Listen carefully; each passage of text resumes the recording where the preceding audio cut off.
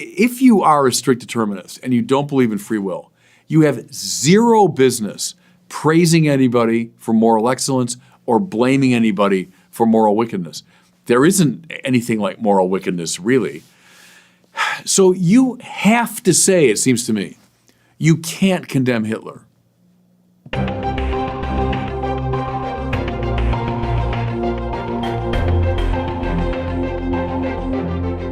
Welcome back to the Word on Fire show. I'm Brandon Vogt, the host and the senior publishing director at Word on Fire. Can everything in the world be reduced to atoms bumping against each other and chemical reactions in our brains? Or is there something more to reality than its material elements? Well, a new book argues that there is more, and that's what we'll be discussing today with Bishop Barron, who joins us from Rochester. Bishop, good to see you. Hey, Brandon. Always a joy to see you. I was just with you for the last 3 days. I got home last night, but we were in Rochester, your diocese there, for an extraordinary conference called the New Ressourcement Conference, which Word on Fire Academic hosted. Tell us about that. We're launching a new journal called the New Ressourcement.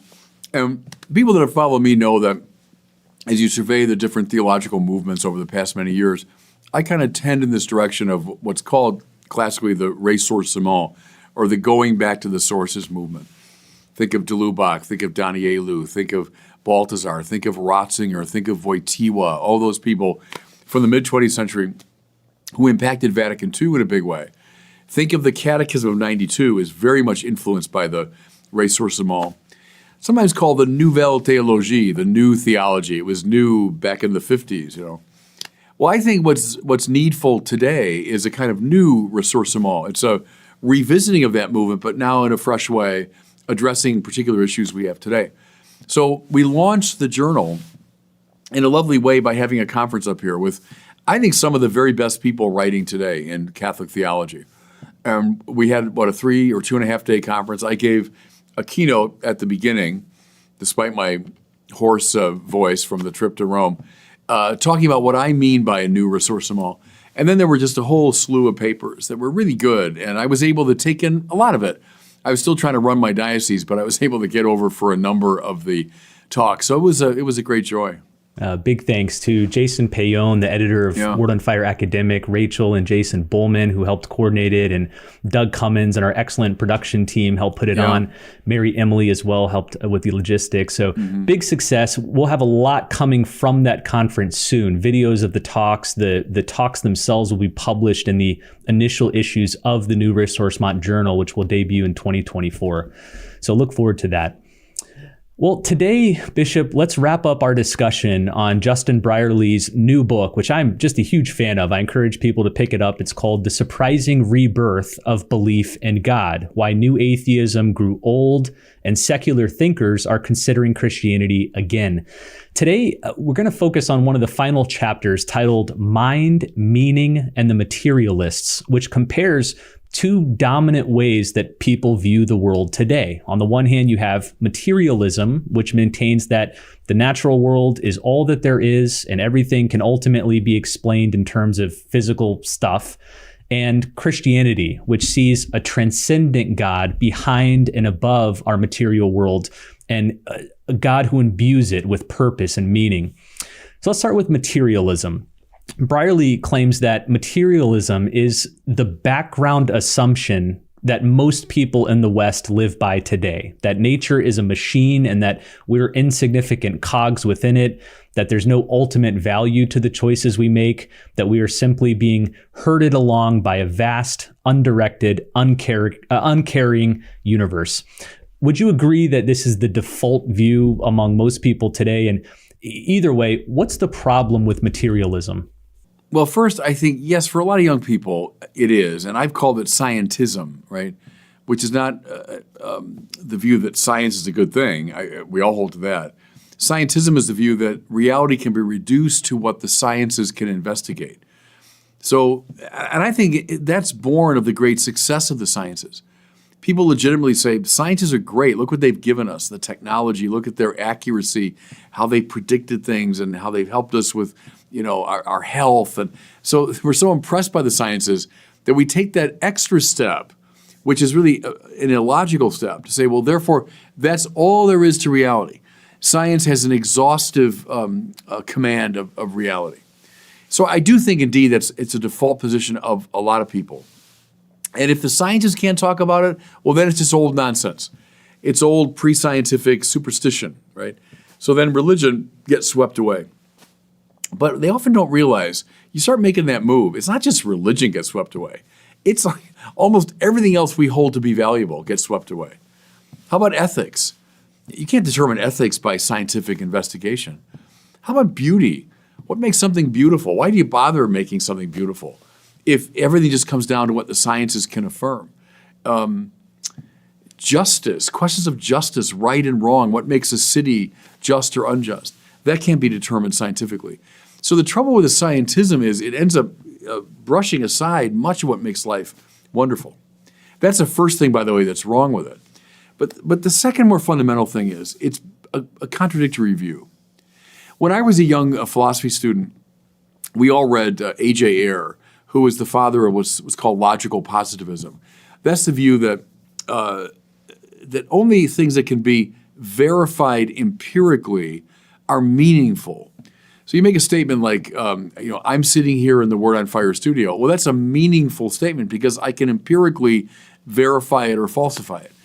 Or there were, so many people at our Word on Fire conference last week. Well, that's a meaningful statement because I can verify it empirically.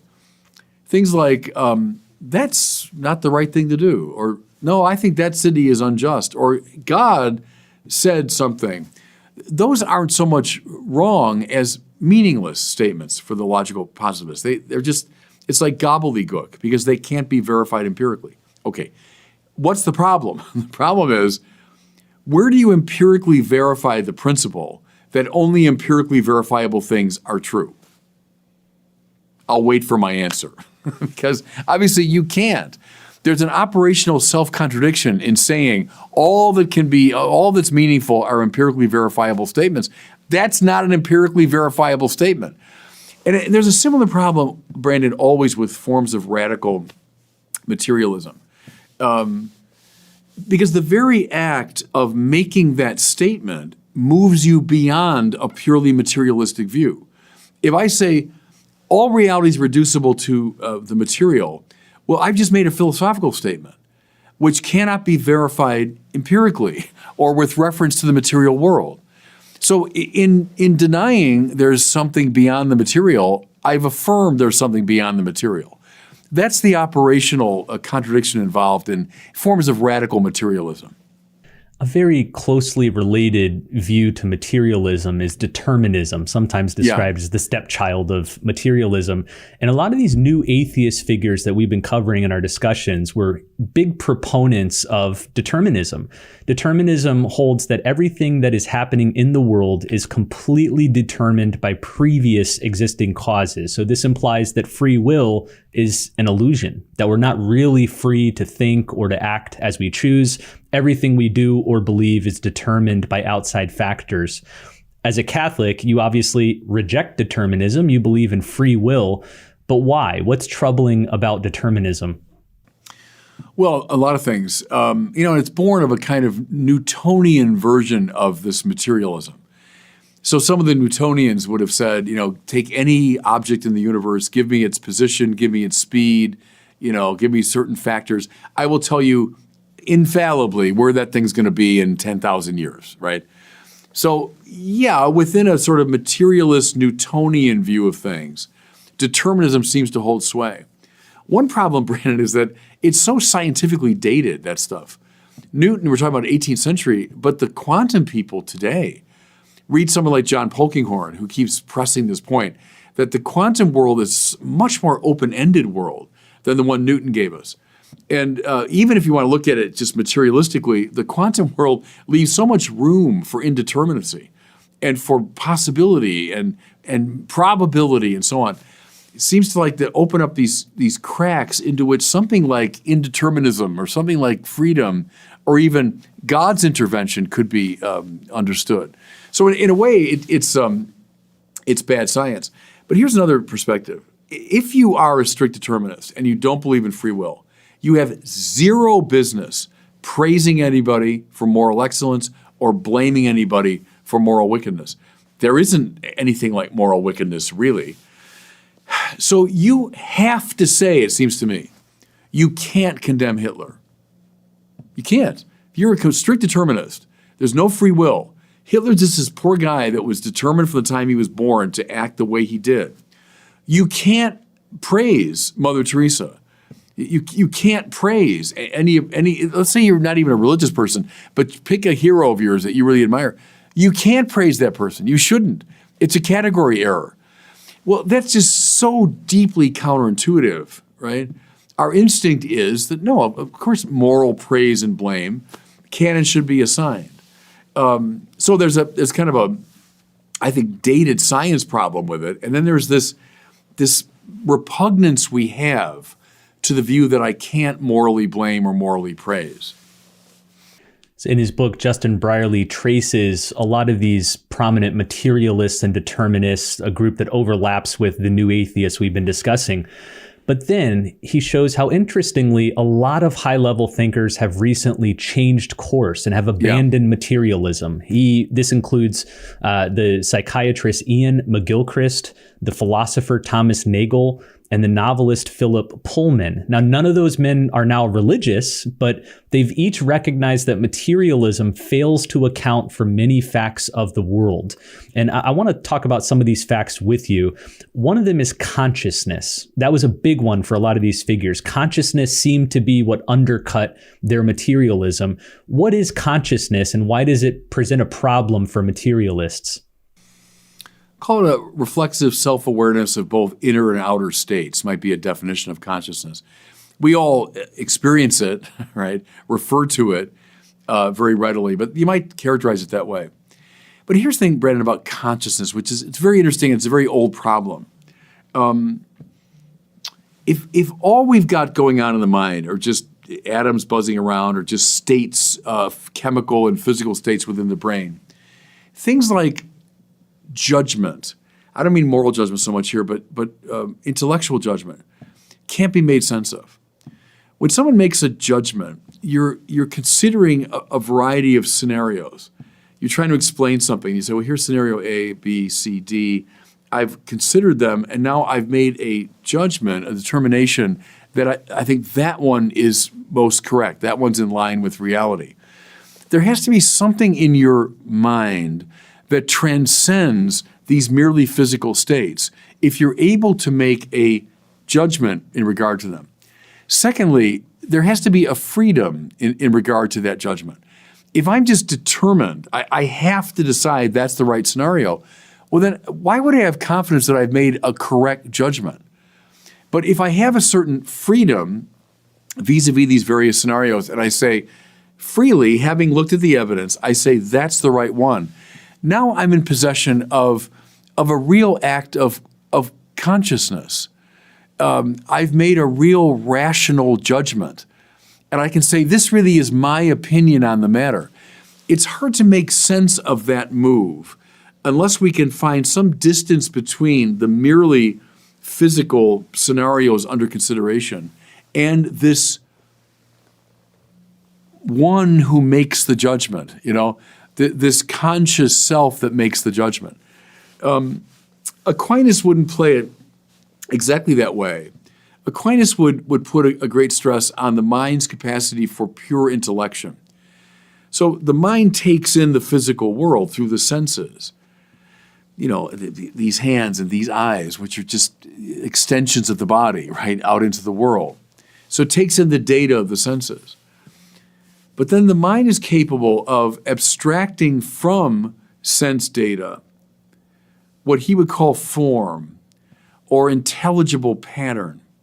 So when I say, looking at you, I say, well, Brandon is a human being, and he has his humanity in common with lots of other human beings that I could name. What's the mind done there? It's not simply seen you or seen other human beings.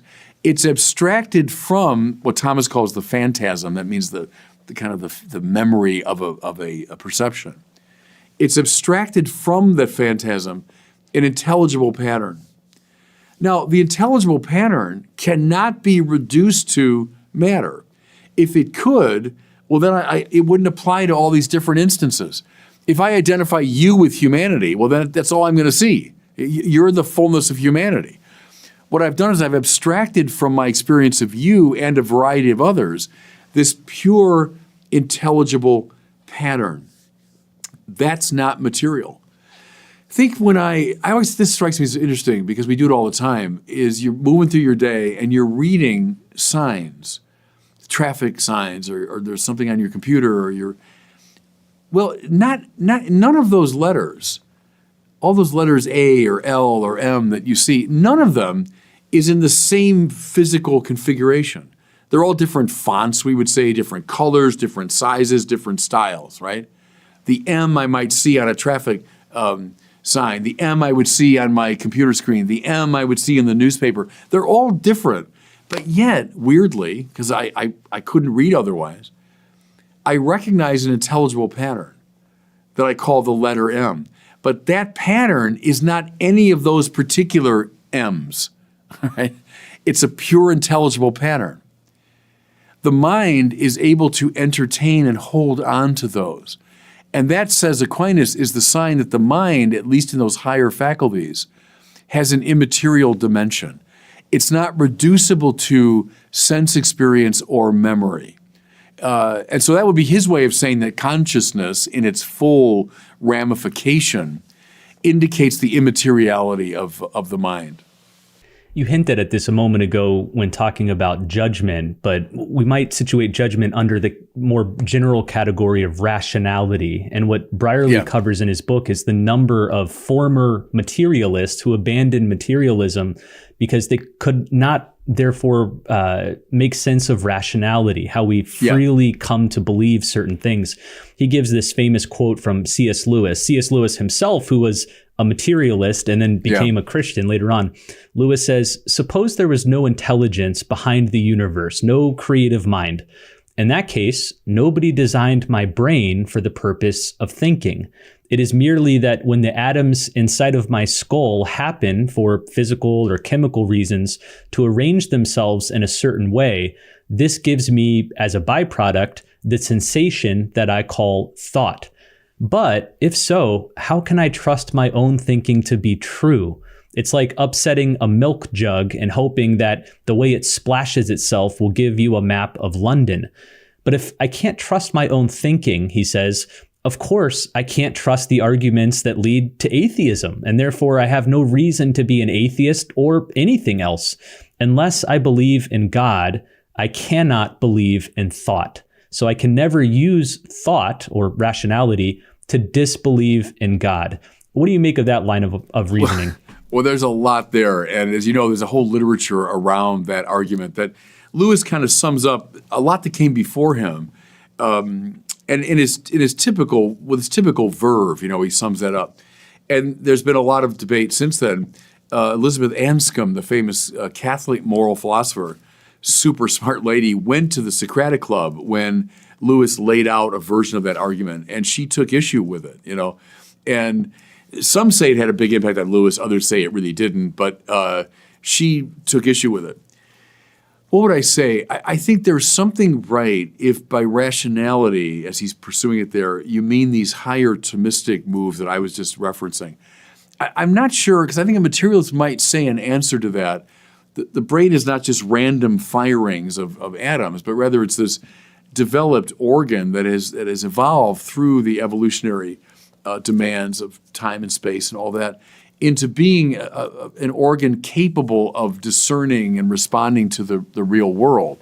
Now, in its higher functions, I think the Lewis argument holds more water. If you get to the higher forms of rationality that involve real abstraction and involve the real perception of intelligible patterns, I think that's much harder to explain through simple recourse to brain function. There's something qualitatively different going on in the mind when it does something like make a judgment or intuit an intelligible pattern. I think these higher realms that Lewis invokes, I think, are legitimately at play. Another difficulty for materialism that pops up among these new thinkers that Brierley covers is beauty, right up our alley here at Word on Fire. Brierley quotes a young Australian man named Robbie who abandoned his faith in college thanks to the new atheists. But then Robbie had a transcendent experience that he couldn't make sense of on materialism. He says, I remember one occasion when I nearly lost my atheism simply while listening to a Beethoven symphony and watching the sunrise over Sydney Harbor.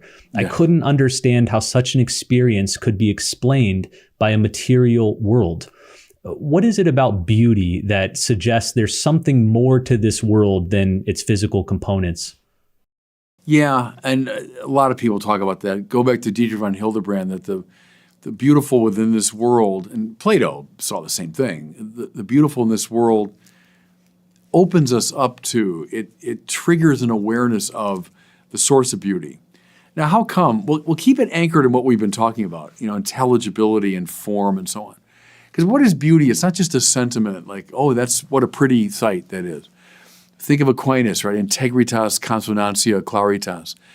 That when you see something as one, well, that's a movement of a high rational function, to see something as one, as united. Consonantia is to see the play of parts, how the parts harmoniously make up a whole, right? But then maybe most intriguingly, claritas, and we say brightness would be a literal sense of it, but as all the commentators point out, what Thomas really means is the splendor of form. Having seen the form, I now see the splendor of the form. I've seen deeply into the intelligibility of something in such a way that its splendor becomes apparent to me. Well, see, those are very high moves of the mind. That's way beyond like, oh, what a pretty picture, or oh, that glittery thing caught my attention. That would be at a very primitive level of the senses. Necessary, often to get your attention, but then as you meditate upon a beautiful thing, you're moving into these very high levels of intellection, because you have to be able to see consonantia and claritas, both of which involve perception of form. And so in that sense, it triggers an awareness of this higher world. The form on display in this particular face or particular person or particular move in sports, right? What a beautiful golf swing that is, or what a beautiful fast break that was. What are you noticing but a splendor of form? Well, that means your mind's been engaged at a very high level, right? And then do the whole Platonic thing, where the splendor of form here below then leads us to a contemplation of the light in which all intelligibility appears. Read Lonergan now on that score. So that makes sense to me. And it's not just what a pretty scene. I have nice feelings about it. See, that would be a way of reducing it to sentimentality. But when you see, as he mentions there, the sunset, or what was the other one, the Beethoven, right? That's what's happening. Is your consciousness, your intellection is being engaged at a very high level. Well, finally, Brierley turns to the topic of meaning. He tells the story of several atheists who experience moments of transcendent meaning, whether it be through love or beauty, and they couldn't account for these experiences on materialism. One example he gives is our longtime friend Jennifer Fulwiler, who converted to Catholicism back in 2007 at the height of the new atheism. Similar to Dorothy Day, it was Jennifer's experience of having a child that poked a hole in her materialism. She recounted, I looked down and I thought, what is this baby? And I thought, well, from a purely atheist materialist perspective, he's a collection of randomly evolved chemical reactions. And I realized if that's true, then all the love that I feel for him, it's nothing more than chemical reactions in my brain. And I looked down at him and I realized that's not true. That's not the truth. Why can't chemical reactions in our brain fully explain these experiences of deep love or meaning? Yeah, and of course that's the way the atheists would want to do it. The materialists would say it's just endorphins released by the brain and grounded in the push toward reproduction, and so when a child's born, we're flooded with these endorphins and so on. The only thing, Brandon, with regard to those things, is to say it's just not adequate to the experience. As Dorothy Day, put it, I felt a gratitude so great that it didn't correspond to anything in this world. So it wasn't like just a good feeling. It was a gratitude, and that she knew there's nothing in the universe that could adequately receive the gratitude that she felt. So am I grateful to the evolutionary process and grateful to my body and grateful to, my husband? Yeah, sure. But there's something more in the experience that I'm grateful finally to the giver of being. And I would say with a mother or father, in a mitigated way, but they have given being to something, and it triggers a connection to the giver of being itself. The Creator God. And the gratitude can only find rest in relation to that highest giver of being. So I think that's how that stuff works. It's just the quality of the experience. It just doesn't fit into a materialistic framework. It's too big. It's too big for that framework to fit. Well, as we close here, I want to mention another example of this meaning problem among the atheists. Brierley quotes the psychologist John Vervaeke, who I think you've shared a dialogue with John before, but it was Vervaeke who coined the term meaning crisis. Vervaeke says that this crisis emerged when people move through life feeling disconnected from each other and from the world, but especially when they have a loss of a sense of purpose or a story that makes sense of who they are. And Vervaeke sees a range of symptoms to this meaning crisis: the rise in suicide, even notably suicide independent of clinical depression, people not killing themselves because they're depressed, but for other reasons, depression, anxiety disorders, the addiction crisis, the opioid crisis. Brierley argues that this meaning crisis is primarily explained by the materialist story that's winning the day in most people's minds and hearts. Would you agree with that assessment? Yeah, quite right. I come from nothing. I'm going to nothing. My life has no meaning. I'm just atoms bouncing around. And of course it's depressing. And it's repugnant to our deepest spiritual instincts. Now, let's construct, if you want, metaphysical arguments against that view, which I think we can indeed. And we can explore the question of teleology. And I know materialism wants to eliminate teleology. There's no such thing as purpose. We're not existing for something. But again, that's repugnant, Brandon, to our instincts. That we know, as we seek even the simplest thing, we seek it, but then it exists within a higher context. We seek that good because of a higher good. And we seek that one because of even a higher good and a higher good. Everybody in the world that seeks any particular good is inchoately seeking a summum bonum, a highest good. And now, what is that?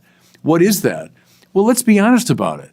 It's to be happy utterly all the time and in every possible way. It's a desire for complete peace and satisfaction. Now, put that in religious terms. We are by nature ordered to God.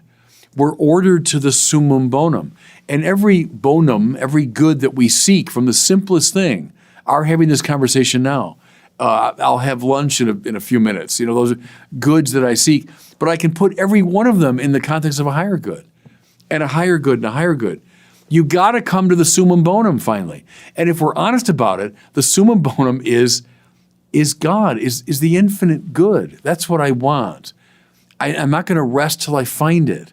Now go back to Augustine in the Bible. Only in God is my soul at rest.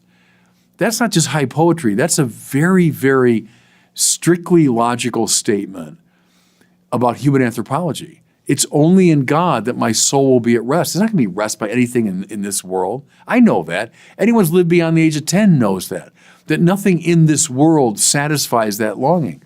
So follow it all the way. Don't let the materialists shut down the natural aspiration of the soul outward toward the summum bonum. That's, I think, what a lot of these people are intuiting, is materialism shuts them into this little tiny narrow space, and their own soul, it just wars against that. And I'd say, good, bring on that fight.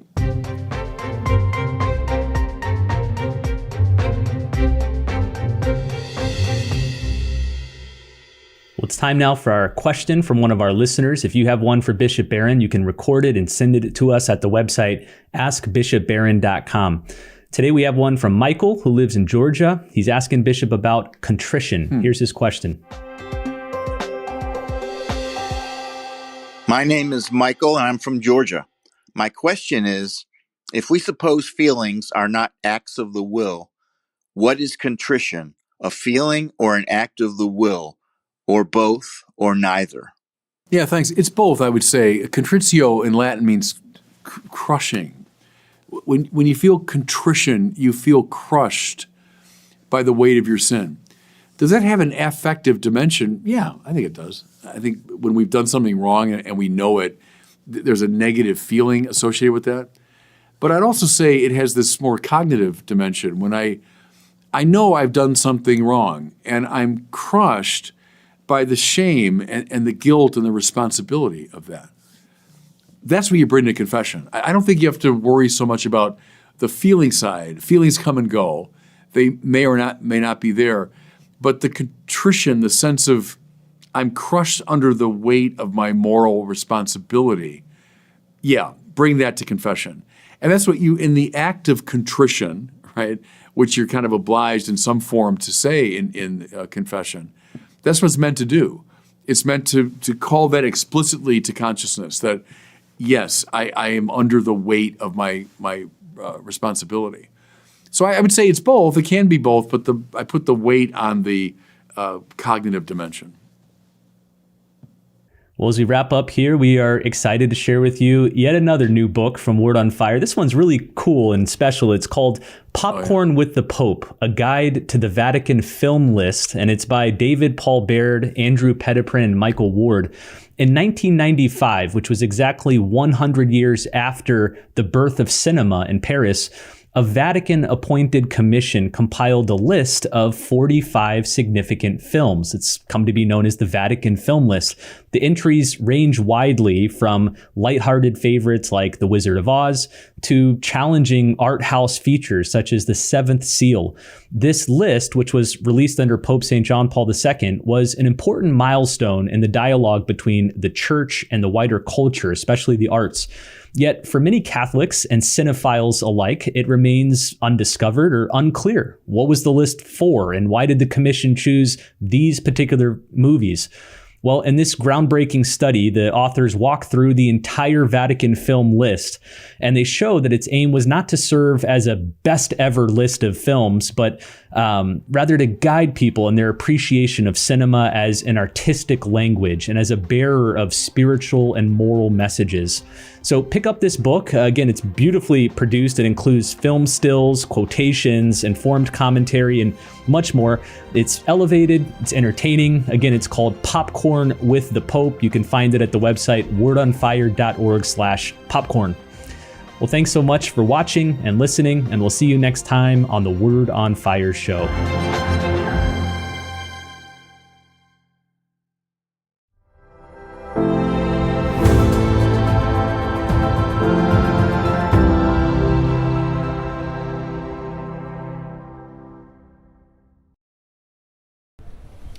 Hey everybody, it's Bishop Barron. I'm standing here on the roof of the North American College. And you see behind me, of course, the Dome of St. Peter's. It's my first full day in Rome. I arrived yesterday. Slept pretty well last night, so I'm not too jet lagged. We start the Synod tomorrow. But I went down today to the Paul VI audience hall where the Synod will be held. I had to pick up my credentials, so we get a little badge. And I also got the seating chart. So you don't just come into the Synod hall and sit wherever you want. It's very carefully orchestrated where the cardinals sit up in front, and the archbishops, and then the bishops. So as an auxiliary bishop, I'm way in the back of the hall. But the Synod hall actually is very, it's high but not deep, so all the seats are pretty good. Been talking to a number of the bishops who are here at the North American, and we're just getting excited about the beginning of it. It starts tomorrow with Mass at 10 o'clock with the Pope in St. Peter's, just the Synod Fathers, so it's not like an open public Mass. And then we do have a session tomorrow afternoon at 4:30, and they think the Pope will probably speak to us about his hopes for the Synod. And then we start in earnest on Thursday. And the schedule is kind of interesting. You go from 9 until 1, then we break for lunch, and then the Romans have a little siesta after lunch, and we resume at 4, and we go from 4 until about 7:15. So it's a full day of hearing speeches, and I think they begin this small group discussions too relatively early in the process. So I'll give you updates as we go, but keep praying for us, please, and all the bishops who are here for the synod, the young people too, the auditors who have a role to play. So pray for all of us, and God bless you.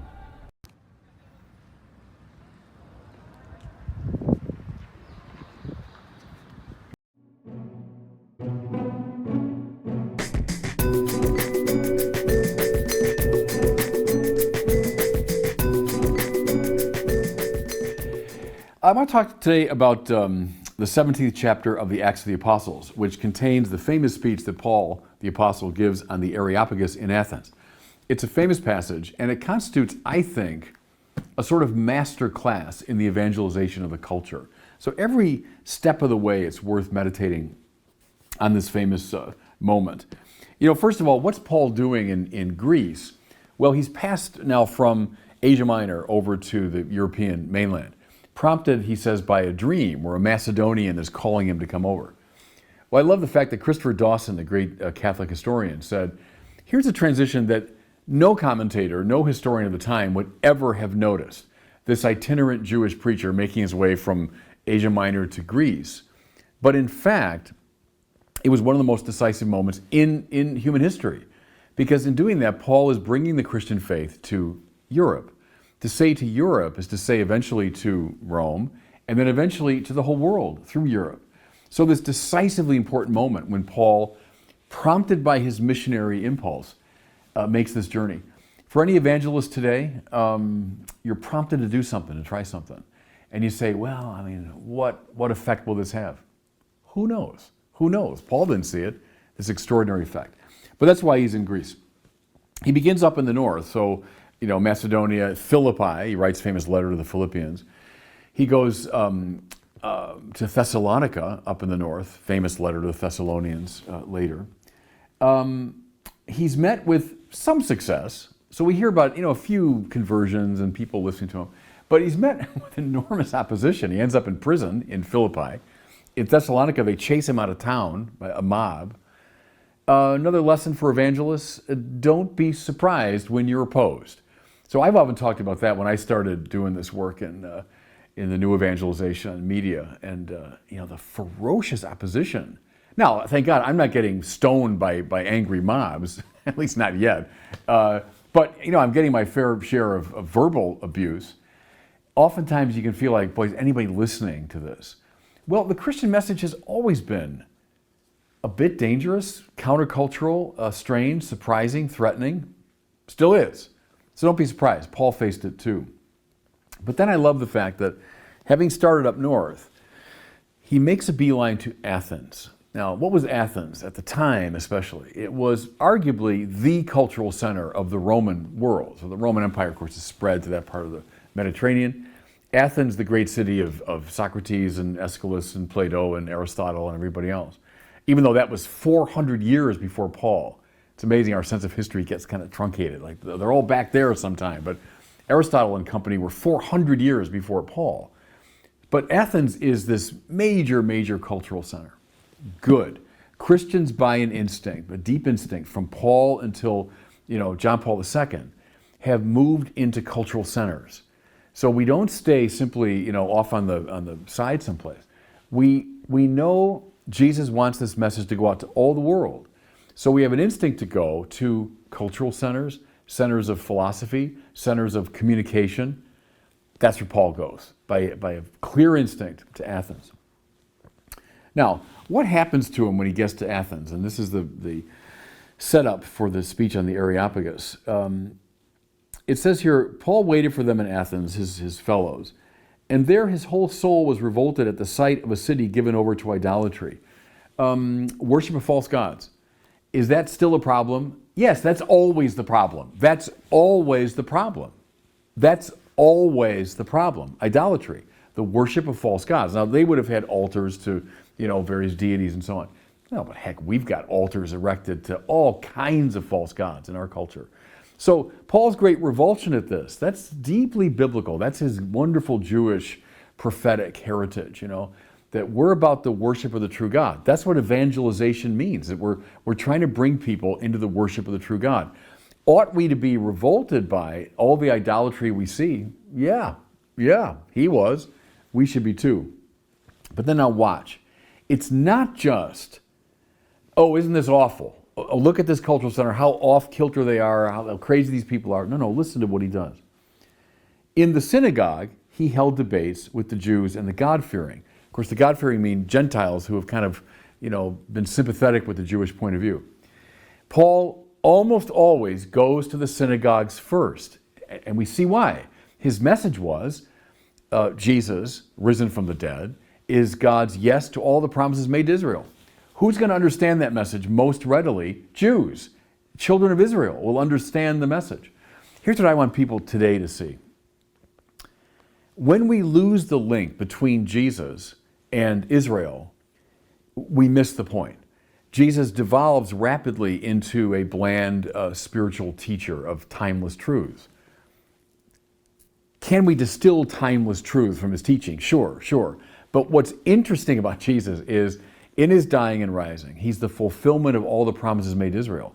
So this instinct to connect the synagogue and the gospel, good instinct, even for evangelists today. But then listen.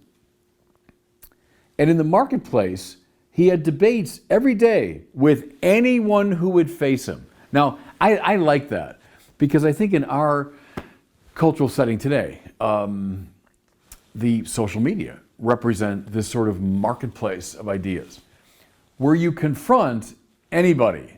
So if I give a talk at a church or I go to a Catholic gathering, I'll meet mostly with like-minded people, and that's fine.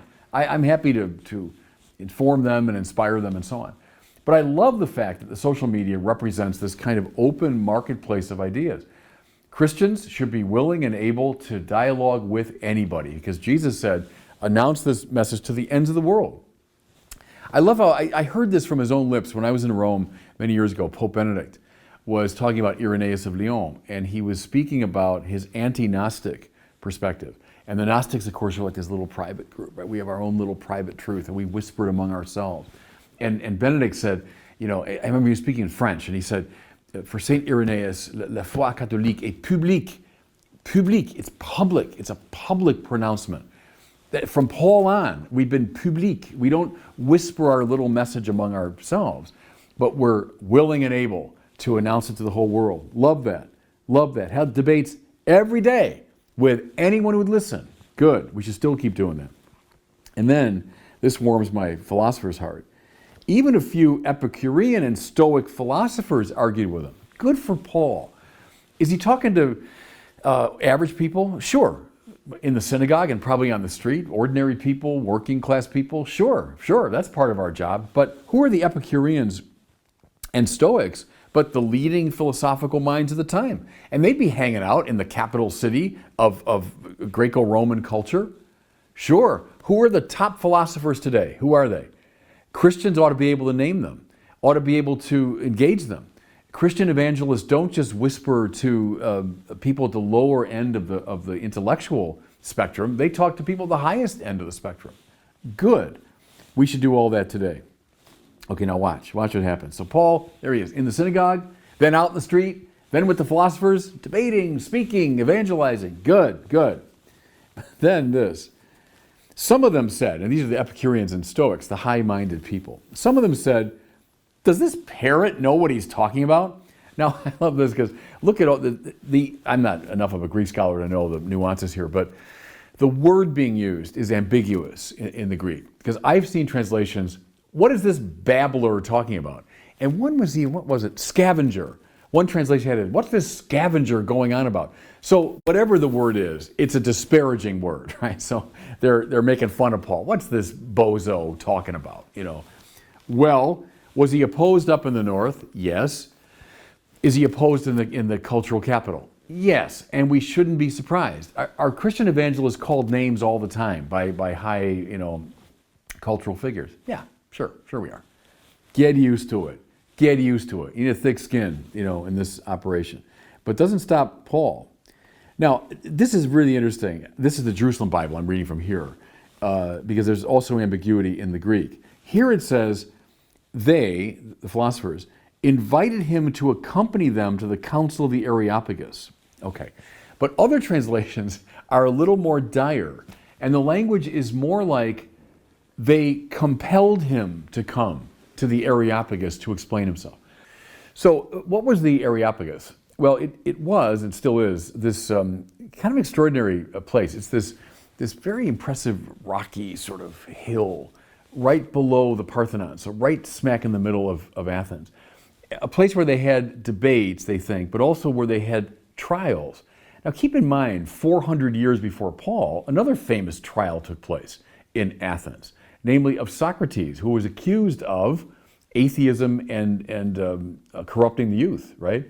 So some translations suggest, and scholars suggest, this is not just, let's have a friendly chat about what you're saying, that it was closer to a trial, that Paul was kind of on trial for what he was saying. But in any case, there he is in this very public place with the kind of leading figures in the culture of that time.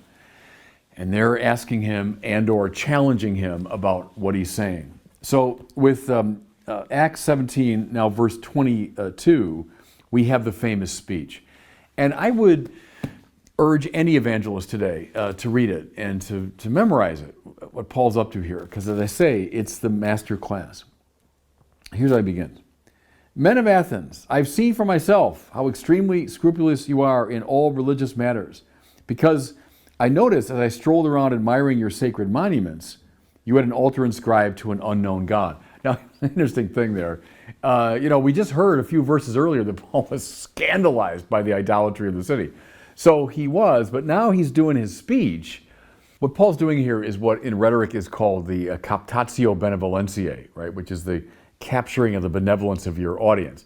By the way, good rule for any public speaker at any time. You start usually with some kind of self-deprecating remark or a compliment to your crowd. So that's what Paul, who knew Greek rhetoric very well, that's what he's doing.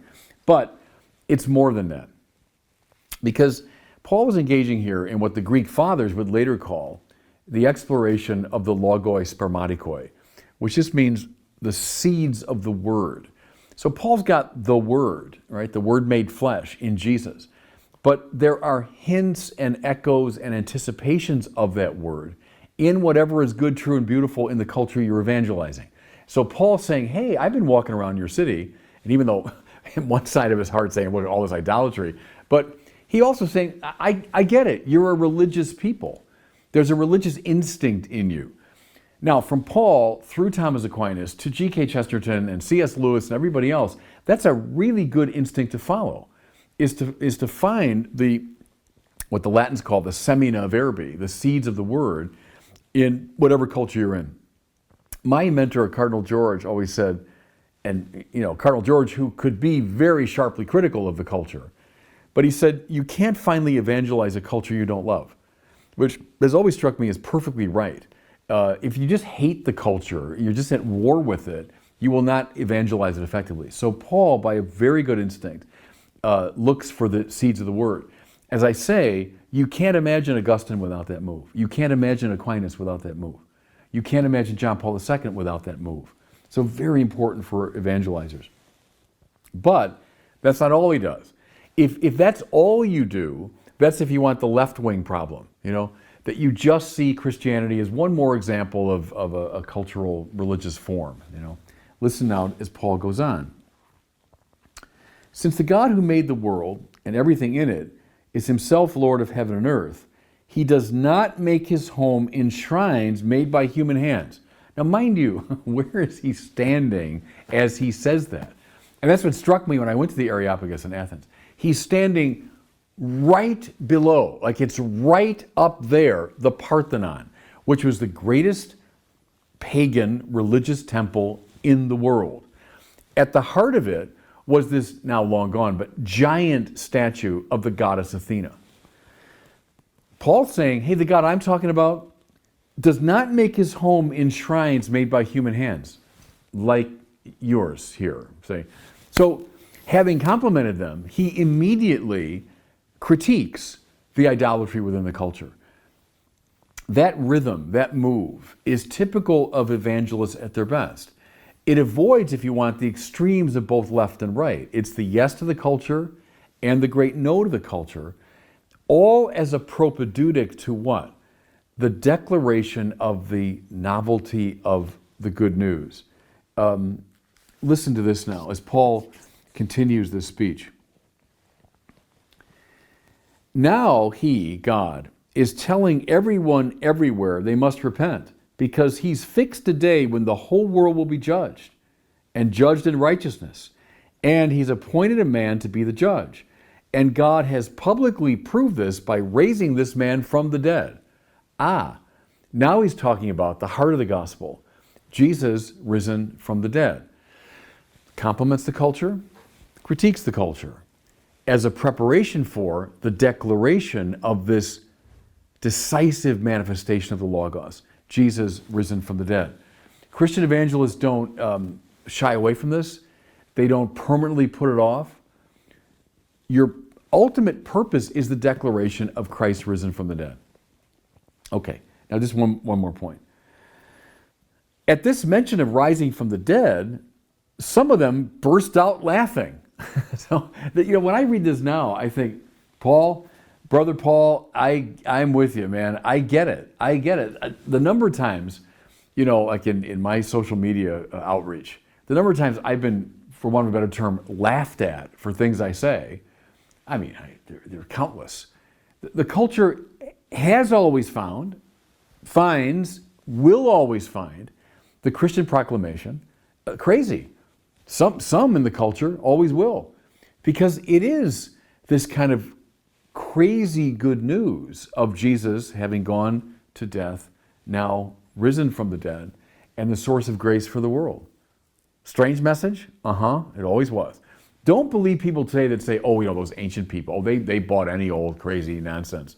The pre-scientific, poor things. They believed in these, crazy people coming back from the dead. No, they didn't. Listen, they were pre-scientific. They weren't stupid. They knew dead people stayed in their graves.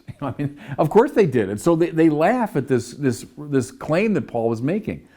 My point is not to deny the resurrection, it's to say it's always been a strange and disturbing message. But yet Paul confidently proclaims it. Now, I love this, how it ends. After that, Paul left them, but there were some who attached themselves to him and became believers. Among them, Dionysius the Areopagite and a woman called Damaris, and some others besides. Now, you're Paul. You're the Apostle Paul. You've seen the risen Christ. You want to proclaim him to the world. You've gone to the cultural capital of your world. You've gone to Athens. You've debated with philosophers. You've gone to the Areopagus itself. You proclaimed this message. And what's your payoff? Well, a lot of them laughed at you. Most walked away. And a couple of people said, yeah, maybe where's that line again? Others said, we'd like to hear you talk about this again. That's the payoff. That's what Paul got, right? Could you understand if Paul went back to his room that night and thought, okay, well, that was kind of a bomb. That evangelical outreach, that didn't go very well.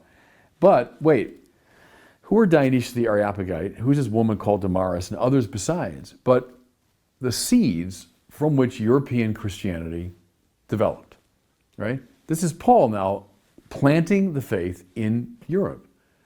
As it grew through Europe, it eventually grew to the ends of the world. So the fact that I'm recording these words on the distant shore of a continent Paul never even knew existed.